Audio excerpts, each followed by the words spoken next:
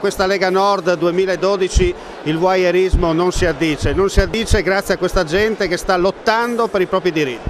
La Lega Nord dice prima al Nord, prima che sia troppo tardi, perché in questo momento di grave crisi economica le imprese, la ricchezza del nostro territorio sta venendo meno. Dobbiamo adoperarci perché le ricchezze e le risorse rimangano sul nostro territorio. La proposta della Lega è mantenere sul territorio il 75% delle tasse, perché altrimenti vengono disperse negli sprechi del sud e non è possibile avviare una ripresa economica senza avere delle risorse con cui realizzare infrastrutture, sostenere le nostre imprese e sostenere i nostri lavoratori.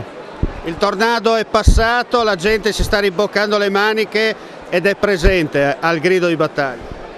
Teniamo conto che oggi c'è tanta gente è la vigilia anche di un altro appuntamento importante domani a Venezia. Il fatto che ci siano in tanti già qui credo sia un ottimo segnale e soprattutto un incoraggiamento per tutti i militanti che fanno volontariato e che hanno il compito di portare sul territorio le idee della Lega Nord.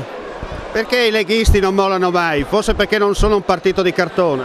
Esattamente, perché si può togliere il finanziamento ai partiti, si può togliere tutto, la Lega ha sempre funzionato grazie attraverso i suoi militanti che sono la vera spina dorsale, quelli in cui credono nelle nostre idee, quelli che credono nella realizzazione del federalismo come una necessità per salvare il Paese ma soprattutto per salvare le nostre famiglie.